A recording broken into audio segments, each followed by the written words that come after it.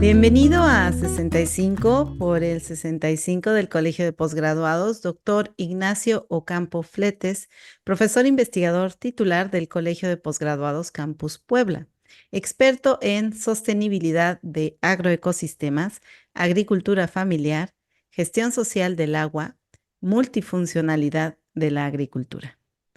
Doctor Ocampo, ¿cuál es la línea de investigación de todas estas que usted tiene y de lo mucho que ha hecho para el Colegio de Posgraduados y para la sociedad, en la que usted considera que ha hecho más contribuciones y por qué elegir esa línea de investigación? Sí, muy buenas tardes, doctora Katia. Le agradezco la invitación a esta entrevista. Muchísimas gracias. Gracias. Bien, al respecto de la línea de investigación, yo estoy adscrito oficialmente a la línea de estudios y estrategias en el desarrollo rural sostenible. Y dentro de esta línea, he continuado en el aspecto de investigación en dos grandes temas o dos sublíneas, de las cuales voy a hablar a continuación. La primera línea en la que me he enfocado es la evaluación de la sostenibilidad de agroecosistemas en la agricultura familiar, básicamente campesina e indígena. El objetivo en esta línea es evaluar los agroecosistemas para conocer el nivel de sostenibilidad, conocer cuáles son sus indicadores que fortalecen la sostenibilidad y cuáles son los que están limitando esta sostenibilidad. A partir de este análisis, hacer propuestas de rediseño de estos agroecosistemas con el fin de orientarlos hacia la sostenibilidad del agroecosistema, es decir, que sean sistemas resilientes, autogestivos, sostenibles, que sigan cumpliendo con los objetivos para las familias, que es la producción de alimentos, la generación de ingresos, de empleos y sobre todo la conservación de los recursos naturales. En ese sentido, pues es una línea que implica tener equipos interdisciplinarios, el enfoque interdisciplinario, ¿verdad? Donde abordemos los aspectos técnicos y los aspectos sociales. Ahora, ¿por qué me llamó la atención seguir esta línea de investigación? Bueno, hay dos aspectos centrales que yo considero.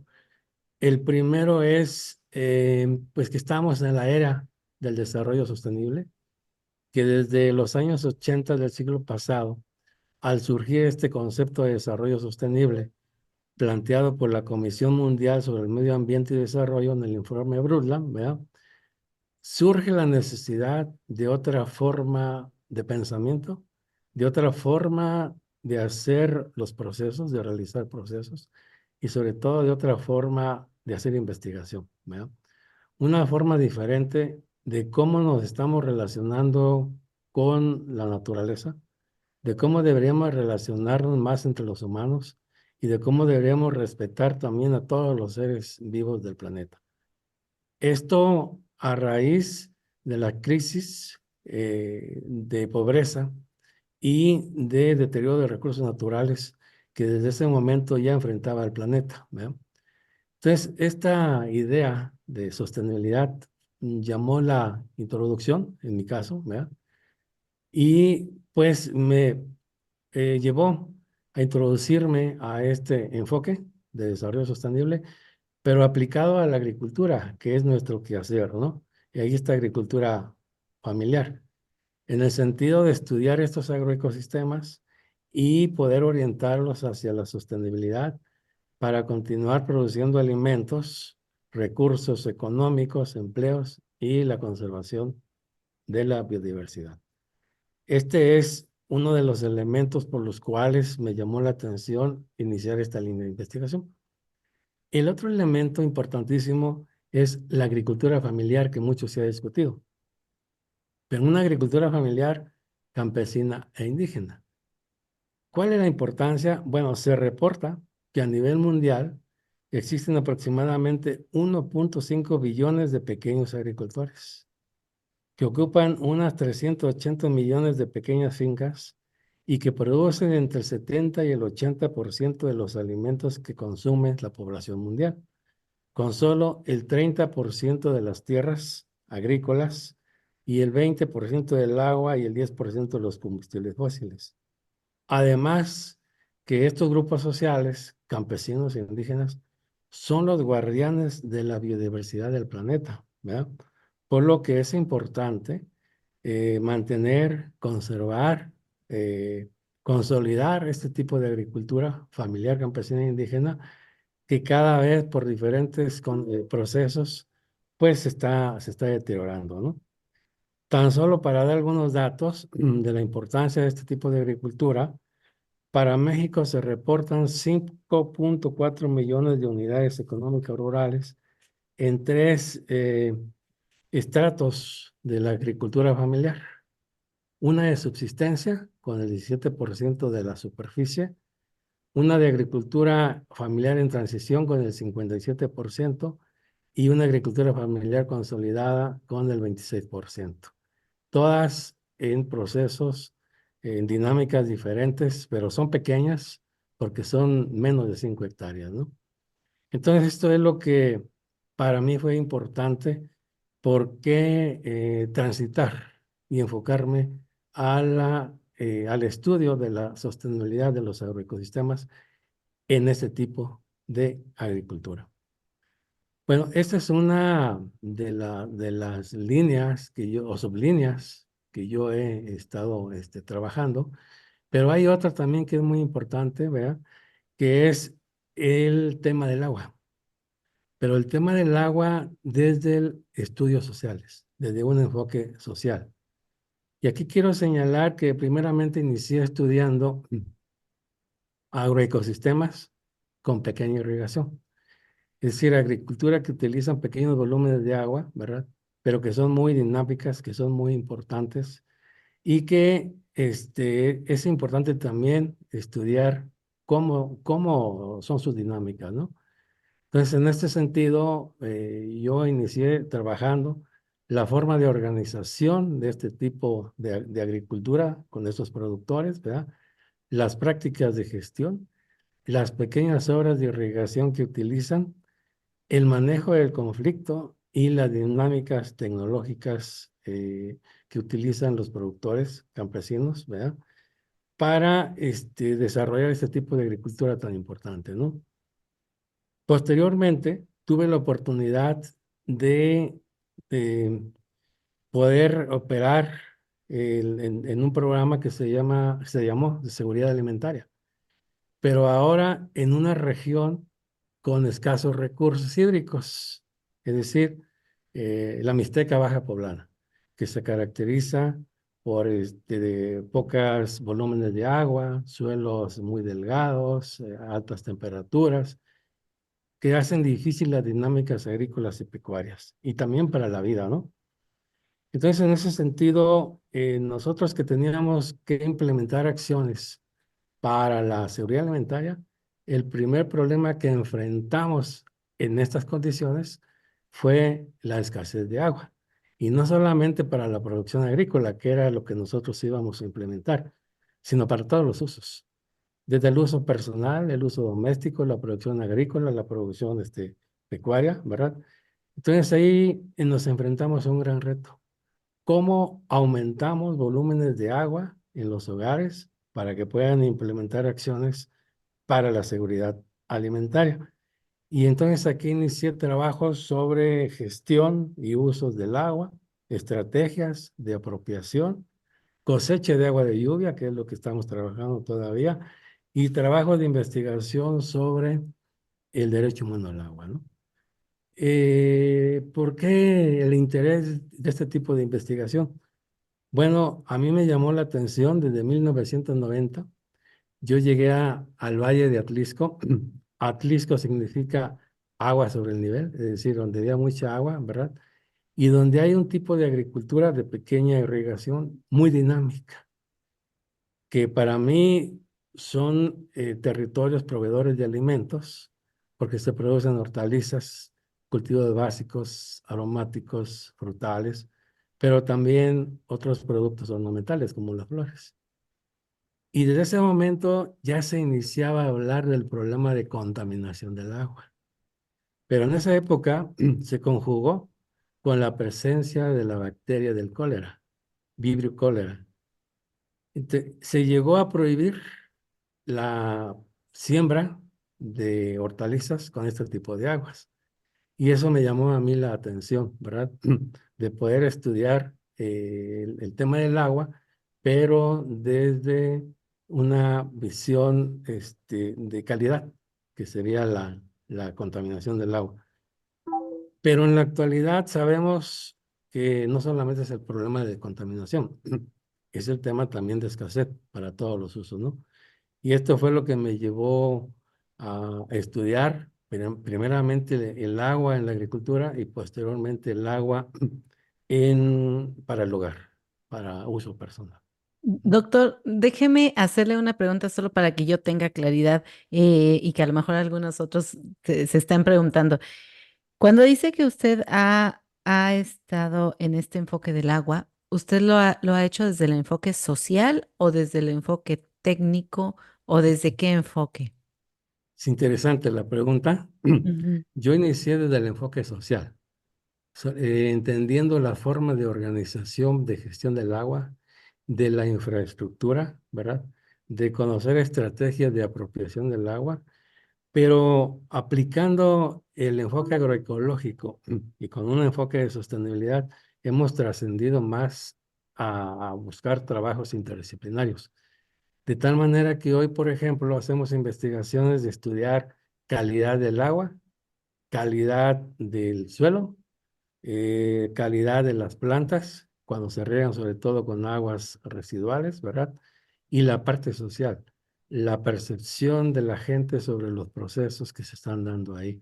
Entonces sí hemos tratado de tener trabajos más integrales, técnicos, sociales.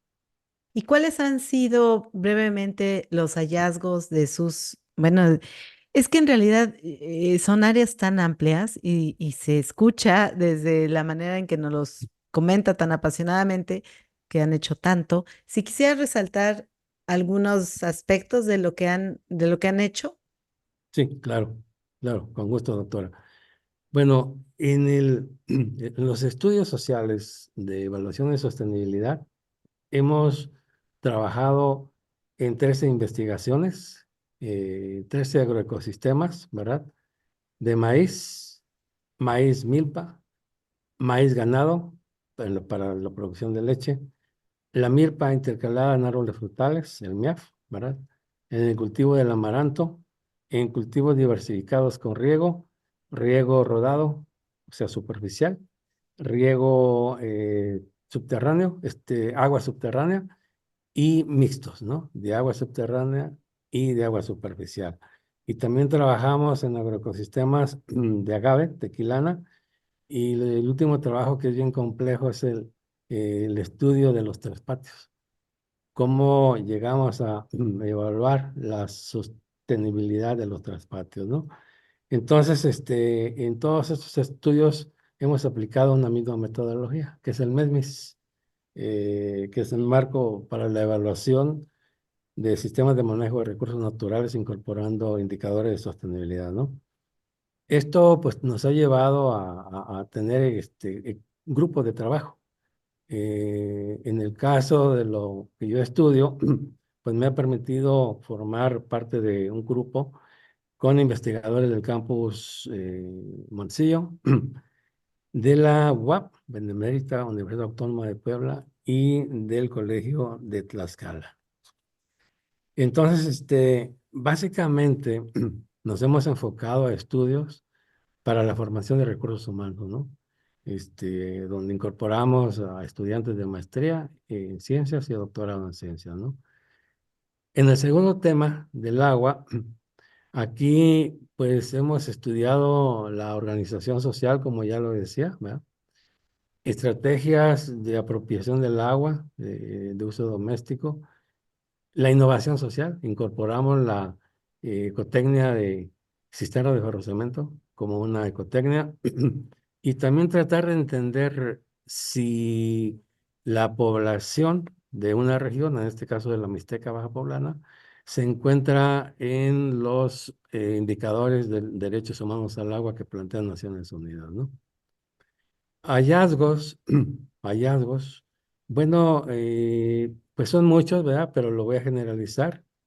De los tres trabajos de investigación hemos estudiado ya alrededor de 40 indicadores.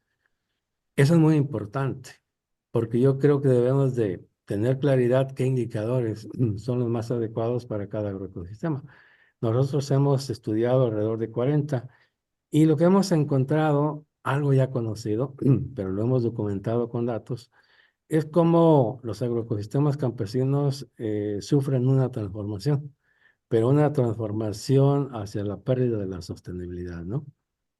Hemos detectado que los agroecosistemas que se manifiestan como más sostenibles son aquellos que conservan diversidad ecológica y agrícola, aplican más prácticas agroecológicas, obtienen más ingresos y generan más empleos, muestran más participación en procesos autogestivos, ¿verdad? Y formas de organización más autogestivas. Mientras los agroecosistemas que tienden a la pérdida de la sostenibilidad, a la baja, son aquellos que están perdiendo la diversidad agrícola y ecológica, que dependen cada vez más de insumos externos. Un elemento bien importante es que hay riesgo del no relevo intergeneracional, ¿verdad? Si son poblaciones ya de adultos, los jóvenes pues no tienen mucho interés en quedarse en el campo, ¿verdad? Hay baja capacidad de adopción de innovaciones, baja capacidad técnica y son agroecosistemas que tienden más a aplicar tecnologías derivadas de la agroindustria, ¿no? De la agricultura industrial. Y que también dependen de programas públicos. En el caso del tema del agua, ahí hay una cuestión muy interesante donde hemos tenido mayor vinculación por el tema de cosecha de agua de lluvia. Eh, en este caso, como señalaba, que nosotros llegamos a la región Mixteca Baja de Puebla, nuestro objetivo pues era ayudar a las personas a aumentar su producción de vegetales y animales, pero nos enfrentamos al tema del agua. De ahí que entonces implementamos las cisternas de ferrocemento. En este proceso de participación, como proyecto de investigación-acción, se autoconstruyeron 731 cisternas de ferrocemento de 18,000 litros y 78 cisternas de 50,000 litros. Estas últimas básicamente para el agua, para los animales que se encuentran en el campo, en el monte. Bueno, en este sentido, una vez de tener mayor disponibilidad de agua en los hogares, permitió entonces ahora sí ir a las actividades para la producción de alimentos. En este caso, permitió establecer 472 huertos familiares con lombricomposta y riego por goteo, 732 gallineros, 22 invernaderos para la producción de alimentos, de tal manera que se beneficiaron 5,915 personas de 1,204 familias. Esto en 60 comunidades de 12 municipios de la región Mixteca Baja Poblana. ¿Cuáles fueron los beneficios de las cisternas de 18,000 litros de acuerdo a la investigación que realizamos? Bueno, es que la capacidad de almacenamiento para cada hogar aumentó de 5,300 a 18,953 litros. El número de días que alcanza el agua aumentó de 14 a 47. El costo por año por familia por acarreo y compra disminuyó de 15,500 a 11,150 pesos. El número de litros de agua acarreados o comprados por familia disminuyó de 363 a 228 litros. El tiempo dedicado al acarreo por familia por día disminuyó de 125 a 95 minutos y el número de familias que dejaron de acarrear agua disminuyó de 131 a 52. En ese sentido, pues las cisternas de forrozamiento mostraron un impacto positivo, porque además uno de los beneficios que nos llamó mucho la atención fue que se construyeron cisternas en las escuelas y esto ayudó a solventar el problema del agua en los centros escolares, ¿no? Y eso fue muy, muy interesante, ¿no? Eh, respecto a las cisternas de 50,000 litros, ahí sé que se orientó para los actos de ganado, caprinos y bovinos, ¿verdad? Que pastorean en el monte, pues ahí se disminuyó el problema de que los animales anden transitando en búsqueda del agua, ¿verdad? Y ya se establecieron porque las techumbres para la cosecha de agua, además de cosechar agua, de captar agua, pues sirvieron de sombra para los animales, ¿no? Bueno, estas experiencias las hemos replicado en menor escala en otras regiones y hoy día pues ya no tenemos un proyecto de esa escala, pero sí nos dedicamos a la capacitación, ¿no? Entonces, los principales hallazgos en el tema del agua, sobre todo en regiones con estrés o escasez hídrica, hoy entendemos cuáles son las estrategias que utilizan las familias para la gestión, apropiación y uso del agua para todos los usos, ¿verdad? Hoy conocemos cuáles son los impactos que puede tener una ecotecnia como las cisternas de ferrocemento. Hoy conocemos las metodologías de participación y organización para desempeñar o para desarrollar este tipo de proyectos, sobre todo cuando la gente tiene que participar en la autoconstrucción de las ecotecnias, ¿verdad? También el interés de apropiación de diferentes ecotecnias y cómo está la situación de los indicadores en cuanto al derecho humano al agua de acuerdo a Naciones Unidas. Doctor, ya vamos llegando al final de nuestra entrevista. Solamente quería preguntarle qué viene para el futuro brevemente, si nos pudiera platicar, en qué va a estar haciendo investigación. Sí, yo creo que voy a continuar en las dos sublíneas, son los dos grandes temas, de la evaluación de los agroecosistemas, la sostenibilidad. Pero algo que no he hecho, y yo creo que sería lo más interesante, es no quedarnos solamente en el estudio, ¿verdad? En los hallazgos, sino en la implementación, de darle seguimiento a los agroecosistemas que estudiamos, ¿no? Ya en la realidad, de hacer estudios cíclicos y no solamente en una primera etapa, ¿no? Y en el caso del agua, sí continuar, porque creo que es un tema muy importante. Hoy ya hablamos del día cero, ¿verdad? Del día cero donde habrá regiones, donde habrá ciudades, donde habrá zonas, donde el agua ya sea insuficiente para abastecer a toda la población. Ya existe. En las zonas rurales en condiciones como la Mixteca, yo creo que siempre ha existido, ¿verdad? Siempre está el riesgo de tener poca disponibilidad de recurso hídrico, ¿no?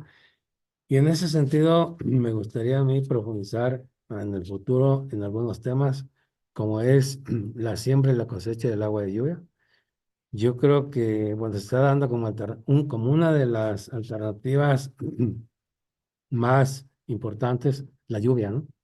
Tenemos la lluvia, pero aquí sería siembra y cosecha del agua de lluvia, trabajar en la nueva cultura del agua, ¿verdad?